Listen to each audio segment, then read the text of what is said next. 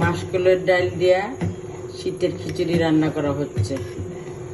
সাথে সাথে আছে নতুন আলু, একটু অল্প লাউ দিয়েছি, যত রকমের সবজি আছে, মূলা দিয়েছি, তারপরে যে সাদা বিট যেটা শালগম বলে ওটা দিয়েছি, আর মাসকলাইয়ের ডাল, আলু, আর হচ্ছে অল্প চাউল দিয়েছি। এই যে মানে বসাই দিলাম রেডি করে। আর গোস্ত দিয়া হাড্ডি হুড্ডি ছিল রান্না করা গোস্তের ভিতর, সব দিয়ে বসিয়ে দিয়েছি। এই যে এখনো হয়নি, জাস্ট স্টার্ট।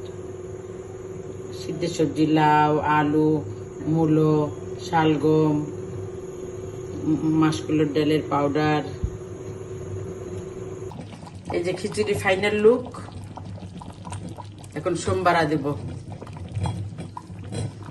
সোমবারে শুধু একটু পেঁয়াজ আর জিরা দেব, আর কিছু না।